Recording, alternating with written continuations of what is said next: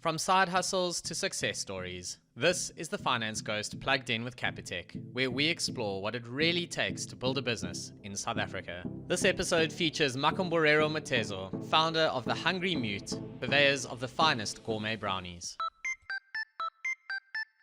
Welcome to the first episode in this new series, my partnership with Capitec Business Banking. I'm very excited about it.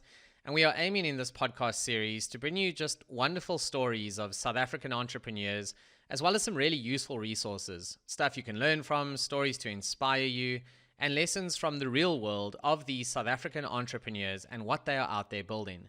On this episode, we are very lucky, I think, to welcome Makomborero Motezo. I really like the product that he's building, these gourmet brownies. They are fantastic. I've had the opportunity to taste one myself, and I must say they are delicious. Now, the business is called TheHungryMute, and obviously in this case, it's a play on his surname as opposed to the traditional use of the word mute, which would make it very difficult to have him on a podcast with me, of course. So, Michael, welcome to this podcast. It's lovely to do this with you. Awesome. Thank you so much for having me. No, it's a pleasure. And of course, powered by Capitec Business Banking here. They're making this all possible, and we're very grateful to them for that. So I think let's get into it. And for me, I've always believed that if you just do the right things in business, people will notice. I guess you being on this podcast is proof of that.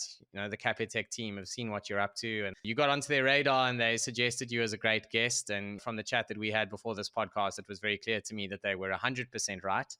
You've recently won a Capitec award as well. So I'm going to open the floor to you to firstly just tell us what TheHungryMute is all about.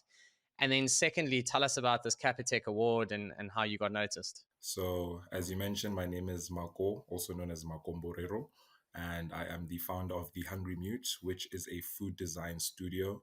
And what that entails is I've combined my background in culinary arts and just the ability to make and create high quality food products in a safe environment, and also things that we can cater to different dietary requirements or cultures. And we combine that with our skill set in design, which means art direction, product design, just so that it's easier to translate some of the products that we're creating, and also experiences, because we don't always want to focus on the food that we're making, but maybe also assisting other people within the food industry or FMCG. So the Capitec Award that we won was the Capitec Rise Award, and we won that at one of our biggest markets, which was at the Decorex Design Convention, which was held in Cape Town. And what we basically won was the Rising Star Award, meaning that we were a new SMME business that is youth owned.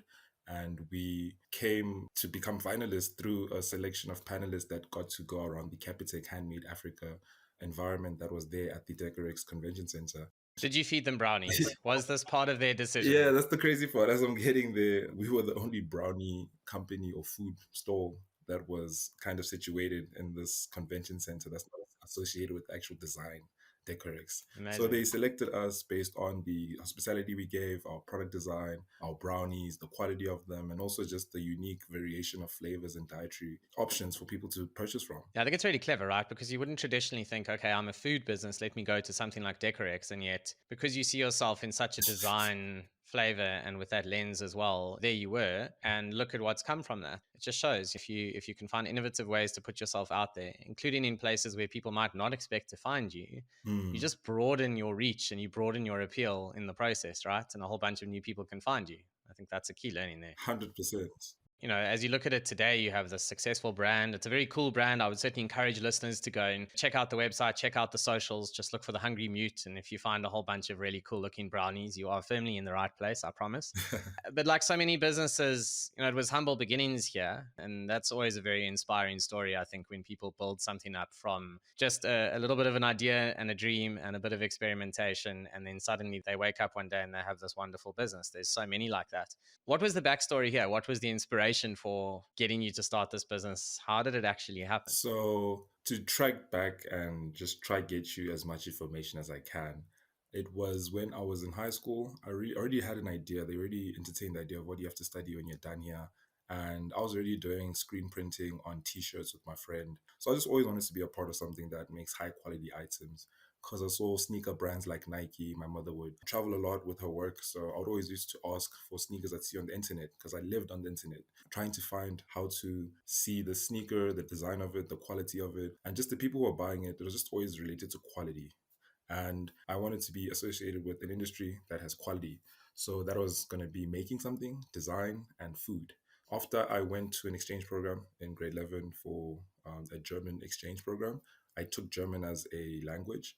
And instead of Afrikaans, these opportunities came about. And I was able to see food design studios in Hamburg and Berlin that were operating with this logic of they can connect the designer to the food stylist, to the web developer, to the graphic designer, to the chef, to the packaging department, and like they're all in one place. And I really wanted that because now we can look good in terms of the clothing that you dress, the quality of it. You can eat good in terms of the value supply chain, the care, the safety, the food quality. And then also you can present it in the best manner possible. Now we're looking at retail. We're looking at the way it's presented, graphic designers, the front end. So just that combination of the back end and the front end is how I ended up studying capsicum at culinary arts program in Pretoria. And that is where I started my journey, given that I had to return from the exchange program.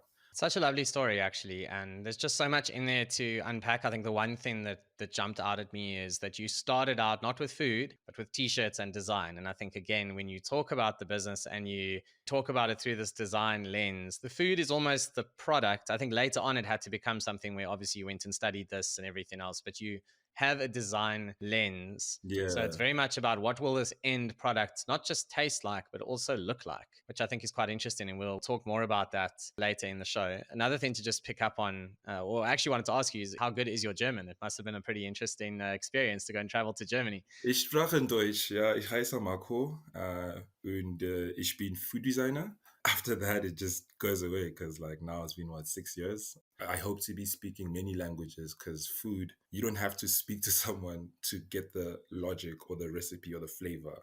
But when you put a visual aid to it, now you have to almost acclimate yourself to someone's culture, language, food biome, nuances. I think another point to maybe just raise there, which is interesting, we talked about the Decorex experience and how you did something unusual there and how that drove the business you have today. And there's another great example, right? It's not the standard choice to say, okay, I'm going to study a European language maybe in high school and then go on the exchange program. Again, it's just all these different things, these experiences come together to give you this unique skill set, this unique lens on the world, and then you've layered on formal education. And I think that these concepts are underappreciated by far too many people. There's kind of this belief in the market anyone can start any business, and it's very easy once it's successful and you're looking from the outside in, and oh, I could also have done that. A lot of people think that way. And generally speaking, people who think that way haven't done it themselves. It's that old story of it's very easy to sit on the couch and have a strong view on the game, but it's not you out there playing it on the field. And that I think is one of the key learnings from you is for those who are interested in entrepreneurship, get out there, learn different things, learn a new language, travel, meet people from a different country. I mean, is that something that you would say is kind of in line with your belief system? It certainly seems that way. And where you do have aspiring entrepreneurs who think that maybe travel is a good thing to layer on, what would your advice be to really get the most from that travel experience, to really grow as much as you can as a person? So when I was a kid, my dad specifically, he loved traveling and he would always do these abrupt and spontaneous on Sundays, Fridays, Saturdays. We just leave and we drive really far, unnecessarily far. And you'd really get to see the country. And my regards, I didn't get bored. I would just look. And he spoke quite a few languages, so that I'd see the way he'd interact with people, the fact that he can talk to someone from Mozambique and then talk to someone from Limpopo, then talk to someone from KwaZulu Natal. I thought that was pretty crazy. And in those small conversations, I'm looking at where we're traveling, I'm looking at where we're going, I'm looking at the design, I'm looking at the posters, I'm looking at the art on the wall, I'm looking at the graffiti, I'm looking at the quality of the roads. I'm thinking about how businesses operate because if it was difficult for us, how would it be for like a bus that's traveling there? So you'll see the small businesses, you'll see the large businesses, you'll see where development is happening, you'll see where there is money, you'll see where there's no money, you'll see where there's art but there's no support. And all those things, I think, contributed to who I am now. Because when I travel, I'm always looking and I like being in community, going to markets, talking to people. Those small things, when people try to say they want to provide an experience, I think travel allows you to do that. And then in your background, you can kind of take all of those experiences and package it, whether it's an experience, a taste, a nuance, a cultural reference, a color, all those things. There's something that always feeds back to the space you are in. It's that sort of cultural immersion, but also looking at the world around you. And there's this interesting chicken and egg debate, which is to say, if you are an entrepreneurial type person, you'll take whatever experiences are thrown at you and you'll see them in a different way. Conversely, if Mm, you're not an entrepreneurial type person, you can go on exactly the same trip, travel to exactly the same places, and your overall observations won't be anything close to the way you've just described it. So I do believe that not everyone can be an entrepreneur. That's honestly my view. It's not always a popular opinion, but I think that is a reality. And I think the trick is, if you are someone who is entrepreneurially minded, if you can then throw as many experiences as possible at your brain, you have the best possible chance of then getting to where you want to be. So an entrepreneurial person with a lower experience set will still find a way. But if you can get that combination right, where it's someone who's just so curious about the world around them. And I think an entrepreneurial mindset is just curiosity. I really do think so. It's looking at the world around you and saying, wow, how does this work? Why doesn't this work differently? Why hasn't someone done this? mm. You see stuff, but you imagine what it could be, right? That was literally me in Germany. The truth about entrepreneurship also is companies have that global language. So you have to look at it in two ways. It's either you run the business and you have to get to a point where you have to speak to everyone because there's 7 billion people. But if you choose to nuance your business, niching out is the hardest thing unless you're in finance, tech, data, or you offer a digital product. It's like, how do you speak to everyone when it's not a digital product? You speak to a very specific target market, and that's not always good for financial growth. So like you have to also look at it like that. Do you want to make money? And if you do, you're going to have to learn to talk to everyone. So yeah, and travel. Yeah, so it's an interesting point. I think that there is an element that if you want to get really big, then definitely you need a total addressable market is the technical term, or the TAM needs to be as wide as possible. But I will also say, when you are trying to disrupt, you've got to try and pick the weakness in the armor. You've got to find the little piece that you can go for where you can be different, because you definitely can't wake up overnight and start fighting with the established players across an entire product range. So most of the disruptors that you see emerge, they start with one thing. I mean, Capitec actually, who are making this podcast possible, that is a great example. It's only really now that they're starting to seriously push into business banking. Before that, it was very much retail banking, and just piece by piece, they're now going after the established names in the market. And I think that's a really good example of the power of doing that. So as you say, it's like it's brownies today. It might be something down the line, but you kind of have to start somewhere. You have to start with a product that people can taste at Decorex and that you get noticed with. 100%. And I don't know that entrepreneurs do that enough, right? I don't know that they say, okay, what can I win at up front? So this leads me into the next question I wanted to ask you, and then maybe you can comment on that as well, which is around this concept of the combination of skills that make you unique and interesting. And obviously you take that combination of skills and then you use that to go and disrupt. You use that to go and find just that starting point, just that niche where you can actually get going. And when we were chatting before this podcast, I mentioned Scott Adams to you, the creator of Dilbit, who I came across through Tim Ferriss. And I can honestly say the existence of the Finance Ghost today is largely because of that. I remember reading that interview and I closed the book and I thought, okay, that was what I needed to get from this book. Now I need to go and do it. And all it says is you don't have to be particularly great at any one thing, but if you're good at a few things and you can find the intersection of those skills and then build a business around that unique combination of skills, you can end up being great at that combined thing as opposed to great at one thing. And I think what's interesting with you is it's the combination of the design skill set and the food and this worldliness, curiosity, travel. If you add all three of those things together, you're a very interesting and unique person. And you're using that to then go and build a business. So I'm curious what your thoughts are on that, and whether that feels like it's been your experience. That's a super great question. And I'd like to combine it with what you just said previously about how many entrepreneurs don't always grab one thing and then focus on it. So, yes, I think I noticed it in maybe like 3 years ago or 4 years ago. It wasn't long. It was 2 years before I started the business, just after Corona. I remember I was stuck and I couldn't even start a product at that time. I really wanted to, but I couldn't because everything was shut down. Just the idea of one of our flavors, Pitori Chippy, we use ube, and ube is not grown in Africa. So how would I even have gotten that ingredient to Africa, let alone worry about getting out of my own house? So at that time, I was using my skill set in graphic design and website design. Because prior to starting the business, we're always doing website designs for people on WordPress. So it wasn't difficult to sell those services to people.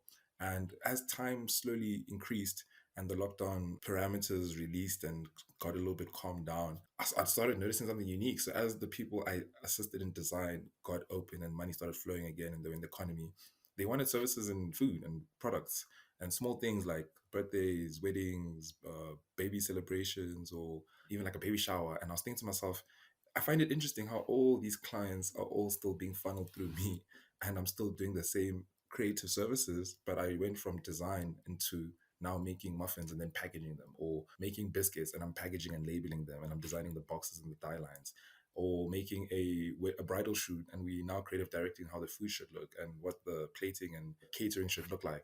And then I was like, okay, cool. Now something special is happening here, and I can't ignore it because now I can literally help someone print a T-shirt. I can facilitate the actual process, project manage it. I can also do client management. It's not just being kind, but it's like managing a client, making sure there's business in the future. And I've also learned that I'm not an entrepreneur because I can do everything. I'm someone who's trying to make sure that this business is financially, legally, and just good. Like when you get there, there's a department for design and there are deliverables that we need to meet. There's a department for food and the food safety is there, occupational health safety is there, ingredient selection, value supply chain, and preparation as a chef. And then there's the food designer who's thinking about all of these things and putting them together: art direction, food styling, website, product development. And when you start addressing and being accountable to yourself, you realize that it's really not about entrepreneurship, but it's more like this has to be done, or else I'm not going to be having a conversation with the finance ghost. I'm not going to go to decorate Cape Town. I'm not even going to do all the markets we did in Pretoria. I also have to make all these other people's jobs easier by combining those skill sets and showing up, but also focusing on one thing so that I don't do too many things. And that's what I realized as the youth. That's where we get stuck. You want to do one thing, but then you end up doing so many things around that one thing, you complicate it. Where you should do one simple thing and then make everything around that thing complicated, like I've gone through. Cargo, complicated, getting brownies up and down. Die lines, complicated, expensive, but worth it. Flavor selection, complicated, but people love the flavors and the ingredients. It gets simplified through the vessel of a brownie. So I think that comment around just how many skills you need to actually get a business off the ground, it really resonates with anyone who started a business because again, if you want to be a small business owner, you are going to have to learn how to do every single process in a business, at least to some extent. And then you'll find that you'll need to get specialists in where you either just run out of talent or it's something that is so fundamental to the business that you need to get someone in who knows how to actually do it. So, case in point, I can't build a website in WordPress, but I run the back end of my website. I do all my own uploading of stuff, all the images, all the resizing. I've certainly learned my way around Canva and all those sort of tools, etc., etc. It'll never be 1% as good as your design work because I don't see it as design. I see it as just making the images, just the basic stuff. That's it. There's another concept that comes through in what you're saying, which is how people also want to work with people they like. So if you can go to them and you can build them a website and they like you, then if you can also sort out brownies for their next function, they'll use you as well. They have no reason not to. And this is another point about entrepreneurship is it's about building that network of relationships, and you've got to do everything well enough that people then recommend you to their friends. So my favorite quote of all time is greatness is a lot of small things done well. And the point is that it's not about doing one thing particularly great. It's about a whole bunch of small things. And if you do each one really well, it adds up to greatness, and that really comes through, I think, in what you're saying. But the problem with this combination of skills, of course, as I'm sure you've experienced, as I've experienced, it's very hard to scale yourself. It's very hard to find someone who has the same combination of skills as you. So what you have to end up doing then is figuring out, or at least in my experience, is almost figuring out which part of your skills can maybe be outsourced, or how can you get some help that actually doesn't detract from what you're doing as a whole. I mean, what's your experience been with this in terms of finding another person like you to help in the business? Has it been a struggle to find help? Like, how have you approached this? Because it's one of the biggest challenges for any entrepreneur. That's a beautiful question. When I started the business, we'll talk about it later, but my mother's she's a professor. So I've seen the academic side of a thesis and the intention behind it. So when I started my business, knowing that food design is not in the country, this is my thesis project. So by the time I get to Barcelona and go study, my goal was basically that all of these skill sets that I have, at least find one person within them in the industry who can always be assisting or helping you, almost like freelancing, but you have them on like a payroll, but not really like a payroll. They only work on work when you give it to them. So the idea with when I was looking at food design, I wanted to feed the people that could possibly help me. So not only am I sharing my skill set, but I'm also sharing my community. Close friend works in design and he works for an agency, but I can easily ask him to do the work and pay him a agreed amount. And that work can be done very efficiently without me having to do everything in one day because I don't have time. Or sometimes if I need my dye lines, someone at the factory that we print at, we have a great relationship. So I'll just leverage the person who's already there in our value supply chain to assist us instead of me always trying to find youth to help because skill and things that need to be done are always not on the same level. So I just always, the people that I'm building relationships with now, I use them to help us when things get really tough and I don't have all the skill sets to do it at the same time. It's not going to be an easy journey, but it's something that will have to happen over the next few years because, of course, there's only one of you, and that does make it difficult, right? Yeah. I think we need to move on to funding. And obviously, this is such a tough thing for entrepreneurs. I mean, it comes up all the time, and entrepreneurs always say, there's low levels of access to capital, and people need to lend to SMEs and invest more in SMEs. I mean, my background is in investment banking. I understand the sort of risk weightings that get put on these things. And unfortunately, many SMEs are just not investable. There's a reason why they can't raise funding is because they're not investable at that early stage, sadly. And then over time they become more investable, and that's where obviously the likes of a business bank like Capitec will step in, etc. But I think what's really interesting with you, and what I think is always a very good approach for any entrepreneur if they can get it right, is to bootstrap their business. So instead of going and raising equity and getting other shareholders and all the complexities that brings down the line, you bootstrap this business, much like I did with mine. And I think what's particularly cool is that you shared with I need a me. clap. And yeah, look, it's not always an easy thing. I had a lot of luck along the way. I'm not going to lie. I really did in terms of consulting opportunities that could pay the bills in the meantime. Very inspired by the sort of Phil Knight and Nike story in Shoe Dog. I always recommend to people that if you're going to read one of the books along those lines, make sure you read Shoe Dog because it shows you that the hustle is real. It's the cliche, but it's so true. And I think there was a lot of hustle for you. There was a lot of using your skills to pay for services. That's part of how you bootstrapped. I'm just curious what your thoughts are looking back on that process. Would you go back and do it again? Would you recommend it to other entrepreneurs as well? Great question. This was even short answers, hey? 100% recommend bootstrapping. You just need to make sure that you're emotionally stable person and like you know how to regulate yourself. And that's a serious thing, no jokes, man. Like really regulate yourself. Two, I appreciate bootstrapping because it teaches you how to pay back people because of that community that I leverage. If you don't pay someone, they won't do the work that you ask them to do, even if you haven't they won't do it. Just pay people. Number three, more work gets done and you become a more reliable person when you bootstrap because as you make the money you have promises and you need to pay things back, and the only way to bootstrap from what I've noticed is like as you're making the money there's not really profit. It's all about making sure that you have an opportunity to continue bootstrapping for time immemorial until things are a little bit better.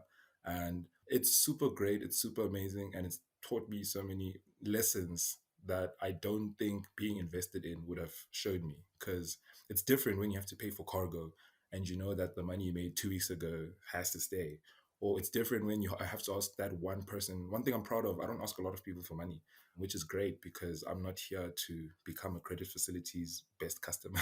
Bootstrapping is great. I fully recommend it. It's a great lesson to learn. And if you're young, that's the best way to just figure out how money flows up and down, especially when it's not on someone else's pocket, it's your pocket. Yeah, and without getting into any of the technical financial stuff, which I think is well outside the scope of what we're trying to do in this podcast series, but equity capital is the most expensive capital you can raise. It feels like the cheapest because it doesn't come with an interest cost, but long term, it's the most expensive source of finance. And the beauty of bootstrapping early on is if a day comes where you do want to raise equity capital, you're now speaking to a potential investor from a position of immense strength. It's like, hey, I have a track record, I have a business, and then you suddenly are holding the cards. Actually, I'm the asset here. You are just money, and so is everyone else. So why should I be with you? As opposed to when you're raising without that track record, you're kind of on your knees saying, please just give me a chance. And of course, down the line, as that business is more established, you also can then actually raise debt, which is the cheapest source of finance. It just comes with interest cost. Once the debt's repaid, you still own the whole business. So it is an important lesson, I think, for entrepreneurs to learn over time. As I say, beyond the scope of this, but something that I think is always worth mentioning. And yeah, much respect for bootstrapping. I think it is the way to go if you can. Now, game recognizes game. Yeah, yeah, exactly. One of the questions I wanted to ask you as well, which is quite a cliche question for a podcast like this, but I think it's a good one nonetheless, which is just around mistakes. And every business owner has made them. Do you have one that you remember as your most painful, Yes. most hurtful? There we go. Straight away, the man says yes. Okay, let's hear it. Oh, What was that ugly situation? so 4 weeks before DSTV Food Festival, I was super excited, super keen. In terms of the business, as I said, we're very global. It's an African, biggest African food festival, and food and beverage, food and drink. I've been seeing this since DSTV was in my house, 10 years back. So like now we're there. I'm super excited. And this was the first time we actually got into, as we saw with the bootstrapping and equity leverage, manufacturing, Now we're pushing brownies, you're like, I'm baking more than 40 batches at once. So cool. It's the first time I do it. And 40 batches is equivalent to, let's just say, I'll tell you how much it's worth. But 40 batches were put in. I did immense planning, immense value sourcing for the ingredients and the value supply chain. I did everything to the T. All the mistakes I made to get to this point, I thought I was ready. Budgeting is great. Everything is beautiful. And it was a afternoon, 3 o'clock. I was at my incubation in Silverton, and they were about to knock off 2 hours before 5 o'clock. And I messed up 40 batches of brownies because of one little mistake. And the reason why I remember this mistake was because there was a domino effect. The reason I forgot the recipe and that bulk sizing was because I was stressed and worried that as an entrepreneur, that all these risks I took actually culminate to something efficient. So when I noticed that I forgot a particular amount of flour, all those 40 were already bad.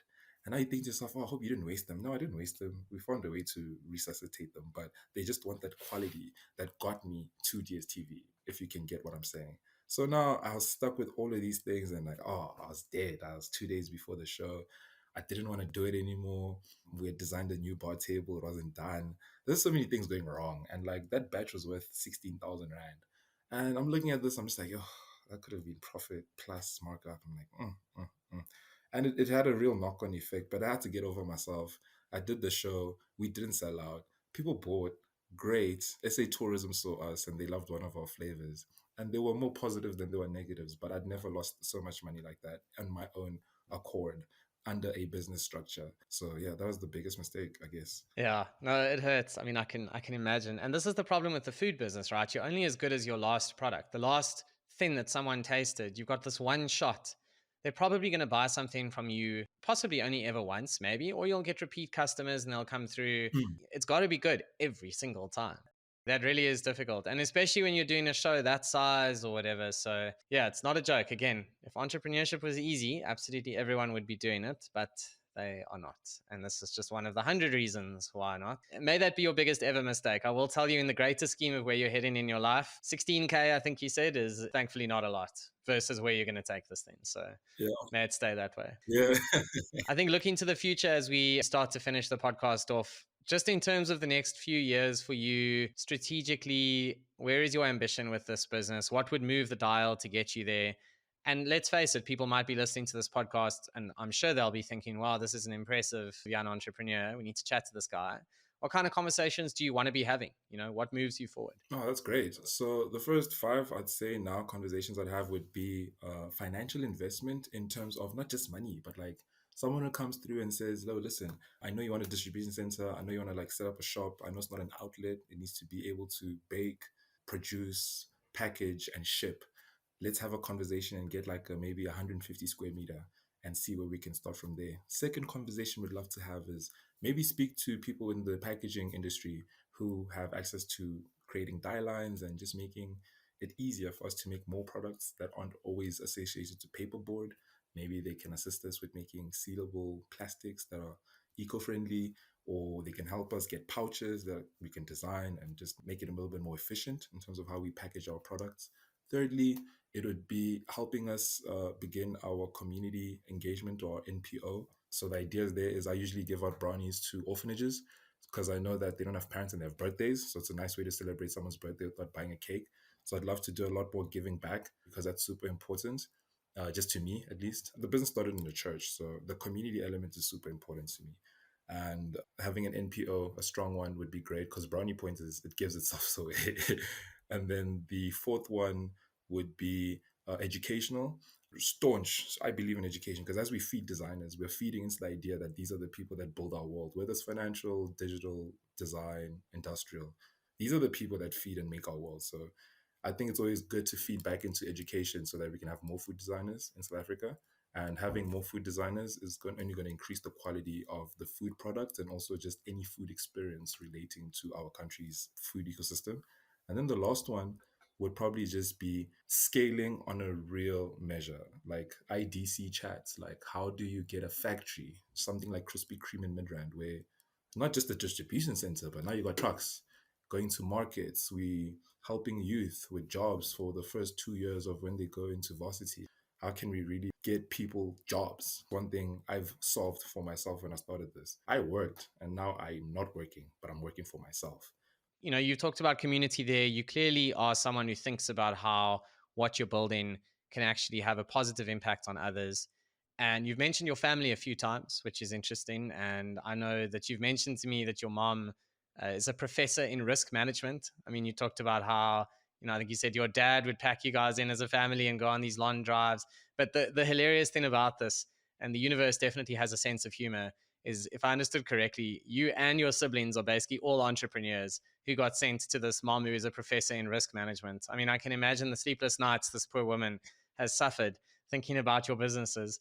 But of course, it's risk management, right? Not risk avoidance. And maybe that's where the skill comes from. So, you know, I just want to finish off there. Just talk to us about the extent to which this family setup has really played a role in what you think you've built. It's played a super important role because one thing I will say unapologetically is sometimes it's not always about the person's role as what they do and what they did, but just being able to grow up and the life I've had and being around my mother who was also in risk management and then my sister who has a business that's over 10 years old now, Madam Waste, and just being around them has affected me. Not only the discussions we had or blatantly talking about entrepreneurship and looking at the examples around them, looking at the thesis papers, looking at how many people don't succeed, looking at how many people actually fail.